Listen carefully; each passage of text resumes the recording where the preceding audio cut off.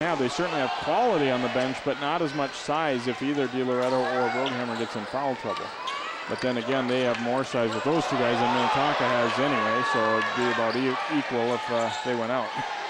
Udo is trapped in the corner, but gets it to McBounds. Hopkins stepping up the tempo defensively a little bit.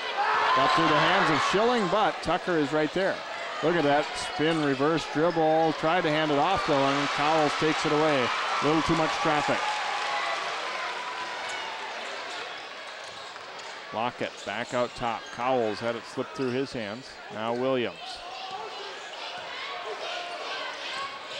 Crossover and then to Lockett in the corner, and he'll let it go, and it's good for three. Lockett burying the three. And that, again, is excellent ball movement by the Hopkins Royals. Royals up 2 now after that three-point make. Udo, back cutter, Schilling for the layup. Perfect timing. We are even up here. Williams hitting the front court. Well, you can see Minnetonka is looking to really jump that dribble handoff. Cowles, though, steps between them and hits. You know, I don't think it gets much better than this. Both of these teams know the game of basketball. They're very talented, and they play very unselfish. So they take what the defense gives them. McBounds has to kick it back out. Udo. Lockett slipped a little bit. Tucker launching from the wing, won't go. DiLoretto the board. Cowles lets it fly. That one is short. Maybe force that one a little bit. Now Tucker running hard the other way. Layup is good. Well, for Raymond Cowles, that's within his range. He's used to making those. That just happened to go in and out. Even up at 26. Williams down the middle. Singleton, yes, plus a foul.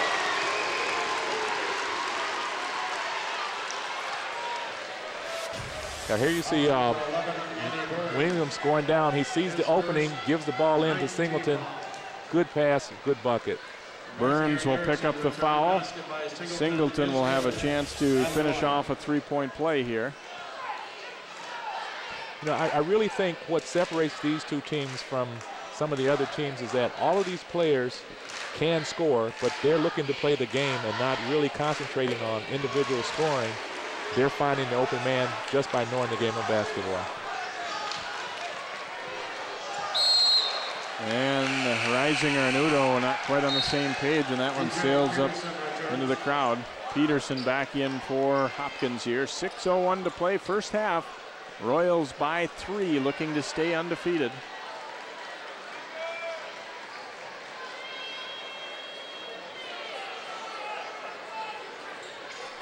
Into Williams. Peterson trying to go to Singleton, taken away though. Nice play by Schilling as he came around baseline side.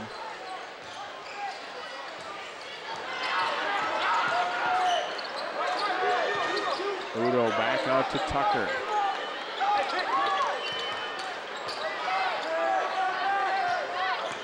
Erickson wants that pull-up jumper. Tough shot, but he makes it. Now, if he were a little closer in, that would be not that tough, but from about 18, kind of fading away, that's a difficult shot. Very difficult. And Williams coughs it up. Tucker fouled, score it, plus the one coming as Peterson tried to cut him off and instead fouled him. Minnetonka is really doing a good job in transition. Here you see Tucker going right to the hoop. He takes the foul and still focuses on the backboard. So Tucker trying to complete the three-point play here. He has 6 points. And he buries it. Well, if Hopkins has anything really to look down upon in this first half, it's been turnovers. They have coughed it up way too many times. Other than that, they've played pretty well. Oh, they're playing an excellent ball. Here's Lockett to the middle. He is fouled and he'll shoot, and that could be on Erickson. And if so, it would be his third, and it is. So that does not help Minnetonka's cause. Probably going to have to sit for the rest of the half, at least. And actually, C.J. Erickson is having an excellent game. Really too bad that foul trouble is going to get him out of there for a while. See Coach Hedstrom, the look on his face like, I wish that didn't happen. Yeah, exactly. And the thing is, he knew they had 2 and everything too, but it's hard to, when you're playing out there, you can't say, well, I think I'll back off for a while and not really be aggressive at all. Lockett's second free throw is good. 8 points now for Trent. 31-30 Minnetonka. Schilling cutting, and he is fouled and will shoot 2. Another good cut. And they're going to get DiLoretto with the foul, which will be his second. Here you see a nice pass inside, good cut. He takes the foul and still goes up for the 2. Free throw good for Tyler Schilling. Minnetonka hasn't shot as many, but they've certainly had a better percentage at the line tonight than have the Royals. Schilling on the year, 66% free throw. Makes them both. See, Coach Novak was animated toward one of the refs. I think he saw an issue. Powell's pass knocked away. And tried to go long to Tucker. That one was a bit of a gamble and it didn't pay off. Now, Coach Novak wouldn't admit it, but you got to believe he gets a little more up for these Minnetonka games than the rest of them too. You never get him to admit it, but he's fired up. He does not want to lose this game.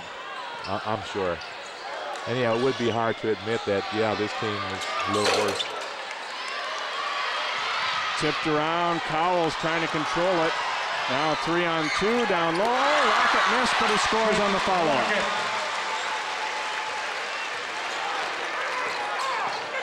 Back to a 1-point game. Tucker takes the return.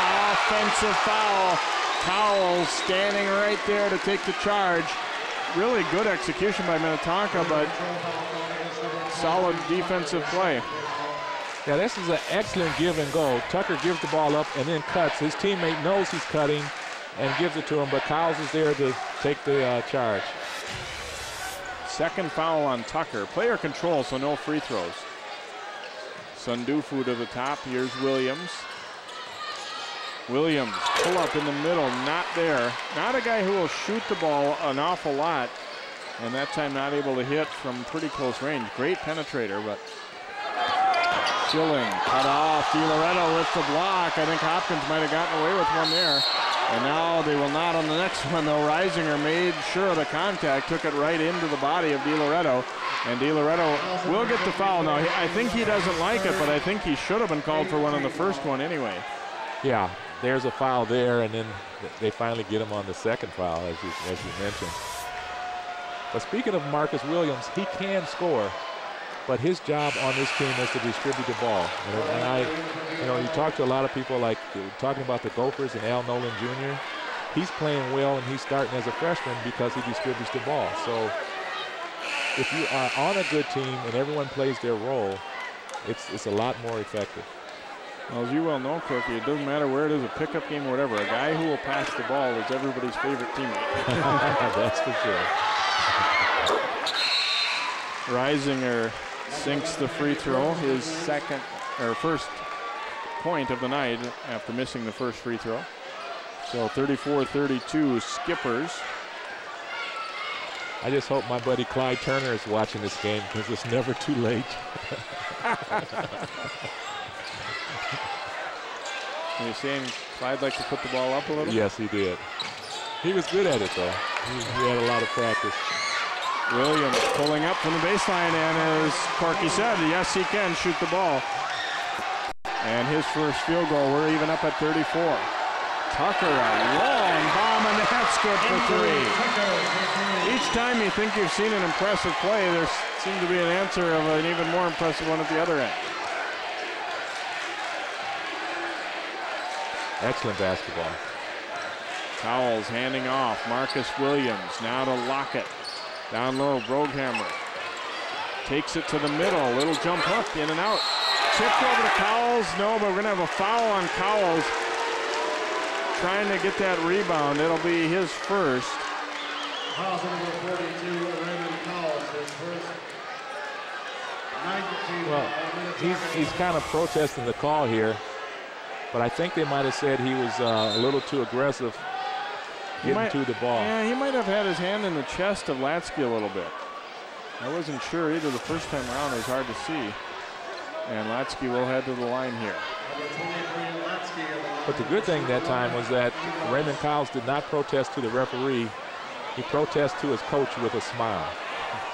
And that's saying that I didn't do it, but that's what we're going to live with. Latsky's free throw is good. Biggest lead Tonka's had in a while now at 4. And make it 5. Latsky has come off the bench with some productive minutes here, 7 points. Look at the effort there and a tie-up. Latsky, what a job. Diving in to get a handle of that pass. And it will be Minnetonka basketball. You know, I think obviously it's important to both teams, but I think in some ways, because they lost the first one, might be even more important to Minnetonka to try and win this game. I mean, certainly a big deal for both. But here's Tucker off the glass and good, and Tonka goes up by 7. Yeah, I think it would hurt a little more. I mean, either team that loses this game is not going to feel good about it at all. Lockett's pull-up won't go. Williams soaring for the rebound, but going to be out of bounds off of Minnetonka. Singleton coming back into the Hopkins lineup. Reisinger back on the court for Minnetonka.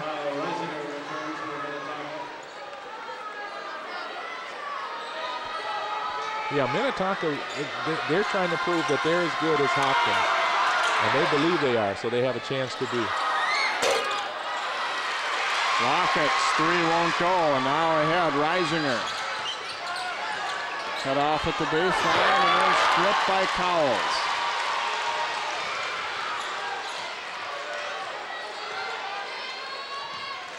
Cowles traveled.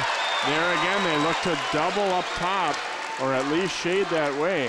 Hopkins has been forced to dribble the ball a lot more tonight than most teams are able to make them do. I think I give a lot of credit to Minnetonka. Hopkins has had to work probably even a little harder than Minnetonka has for hoops. I think you're right about that. Minnetonka has done a lot of scoring in the transition, and that's a lot easier. But their game plan and their defense against Hopkins is proven to be a little effective.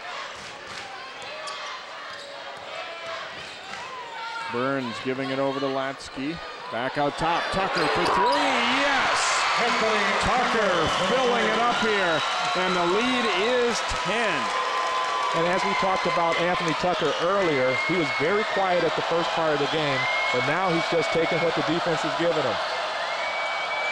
And it comes to Singleton, and he scores a difficult basket.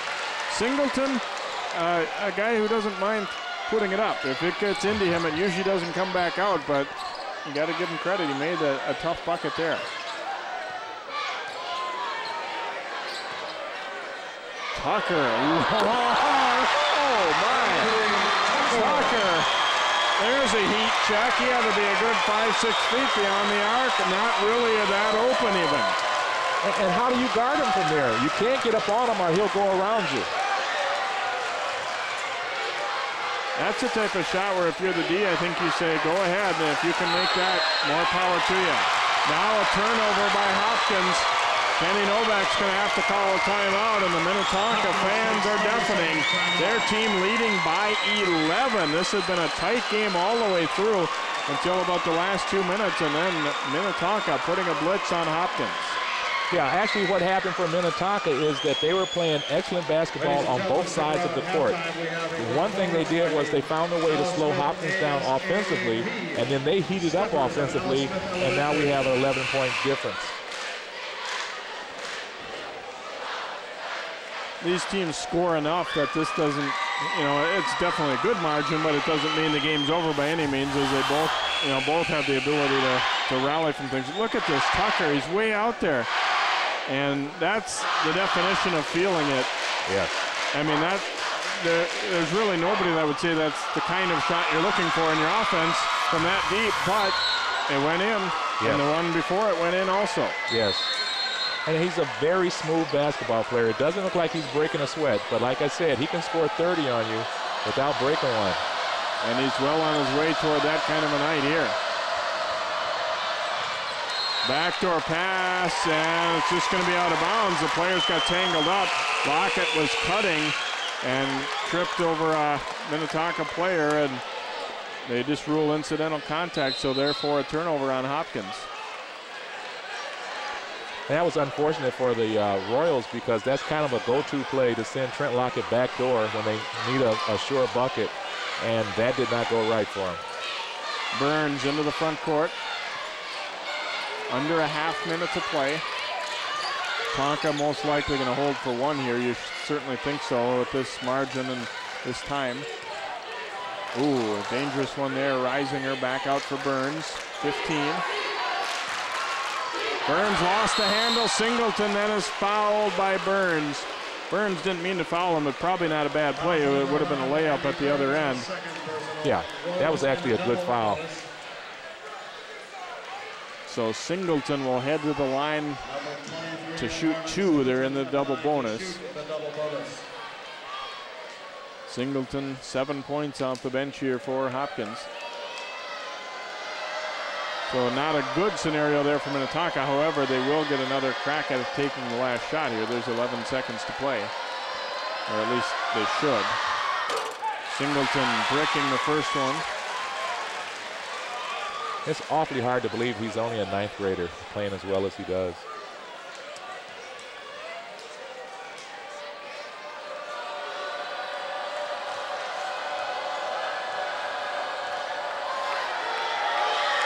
Second time around for Marvin is right on the money.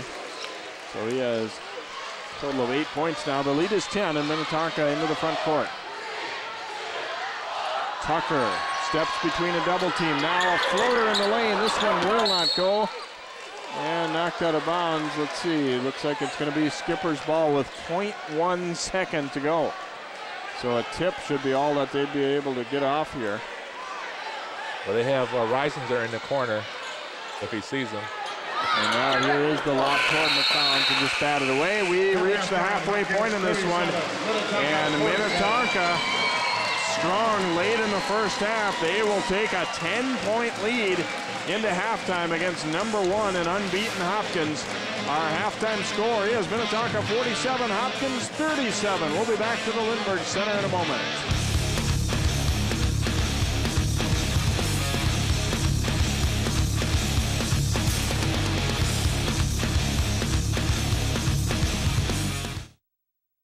We just have a focus that I think you're not going to find everywhere. And I think that our commitment to doing things that really pertain specifically to your own neighborhood, your own schools, your own businesses is something unique in this industry. And I think there's a lot that the viewers can get from that. But the gist of what we're doing, what we're out doing every day is the same thing. It's just the topic and the content and the focus is really specific. And I think that the viewers can take a lot from that.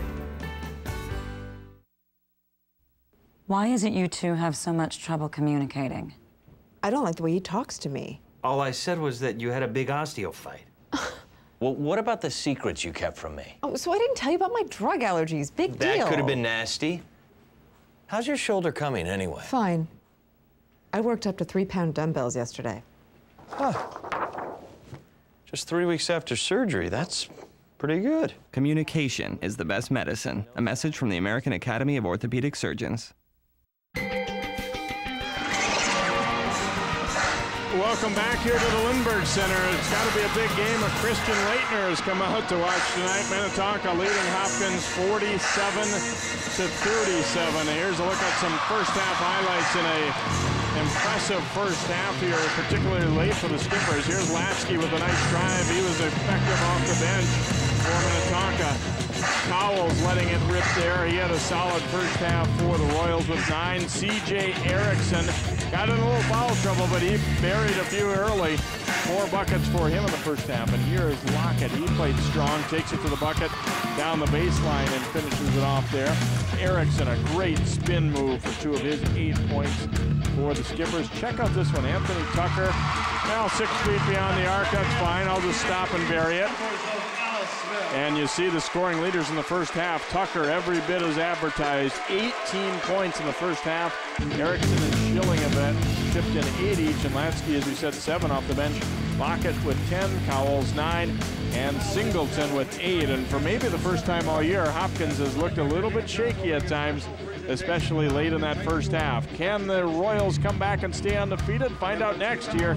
Second half of basketball on Channel 12 Sports. Our purpose is to keep you informed, involved, and in touch with our community. We offer daily news exclusively about our area. We introduce you to our neighbors, taking you inside local business and our city governments. What's more, we cover local high school sports and community events like no one else. Our programming is only about our northwest suburbs and appropriate for the entire family. Channel 12, in touch with our community every day.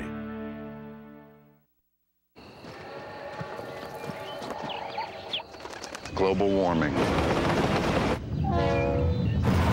Some say irreversible consequences are 30 years away. 30 years?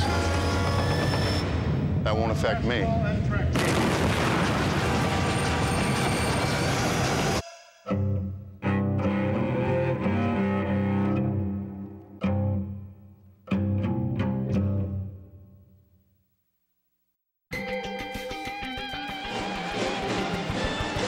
Well, they ought to do a good concessions business tonight here. Great crowd on hand. As many big games as we've seen here at the Lindbergh Center, this might just be the biggest crowd that I can ever remember here, Corky. It's got to be awful close anyway. I think so. I think so. It was, I was just thinking about the Henry game here when they had Chris Humphreys and I think Lawrence McKenzie playing for Henry, Chris Humphreys playing for Hopkins. That was a big crowd, but I don't think it touches this crowd tonight. Ladies and gentlemen, Hopkins will start the second half of possession. They will start their starters. Williams. Hopkins will get the basketball to start. Well, not often that this team trails at halftime, of course, and especially by a 10-point margin. So here we go in half number 2. Williams into the front court, over to Lockett, and now it is Cowles.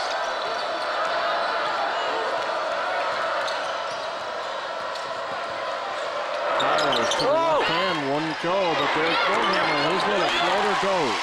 Mike Brohammer. And Mike Brohammer charged the basket and got some good results.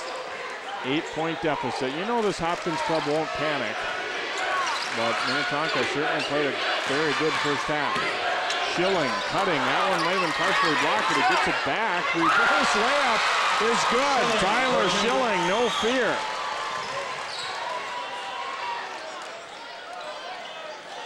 Lockett for Brohammer, and a holding call on the defender.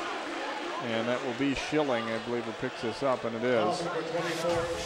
Yeah, Schilling right here gets the ball, goes under DiLoretto, reverses it off the glass and in. Again, a 10-point Minnetonka lead. Their biggest was 11. Williams getting it inbound and then takes the handoff. Lost the hand a little bit, but still gets it to foul. Won't go. And Burns gets the rebound. Back out to Andy Burns for the 3. That one's in and out. Well, sometimes you don't like when the halftime break comes. Minnetonka was so hot, they probably wish they hadn't gotten the halftime. Nice hoop by Williams with the left hand. And Williams that time in transition showed his speed and ball handling. And a very difficult shot, I think, for your offhand like that. Erickson's fadeaway, not there. But Tucker up with it. Now back to CJ. On the drive, no good. Out of bounds off Hopkins. That went off of Brohammer's shoulder. But it looks like Hopkins, has, Coach Novak, has made some adjustments on offense to try to combat the Minnetonka defense. And they'll probably go inside to Brohammer more. Tucker, a fadeaway, and that is good. Tucker picking up where he left off. 20 points now for Tucker, and it's a 10-point game.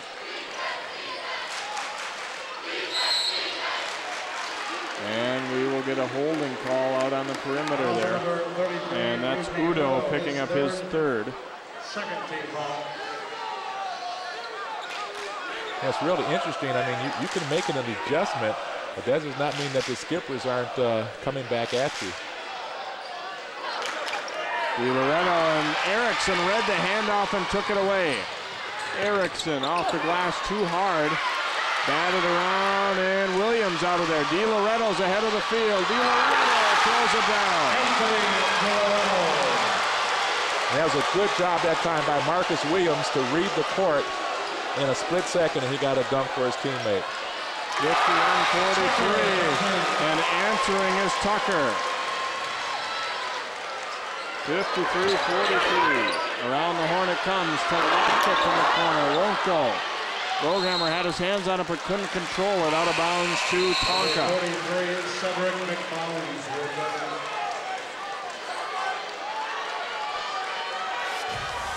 Now here you see Williams looks up the court. DiLoretto's right there and puts it down for two. That can fire a team up in a hurry. Tonka by 10. I think it's important for them to not play like they're protecting the lead, though. They've still got to be just as aggressive as they were in the first half. McBowens to the left hand. Wow! Scores it +1. And just as you said that, McBowens shows that there's a lot of game left here. Good move, up and under with the left hand finish. And that's 4 on DiLoretto. So he will sit down, and Singleton comes back in. A shot blocking presence taken out of the middle probably for a fairly long time. 4 fouls, and we're just into the second half. And in a game like this, you don't want to lose a 7-footer. Didn't make the free throw, so it stays a 12-point margin. Williams down the middle, lost the handle a little bit and missed the shot. Singleton though back for Marcus Williams.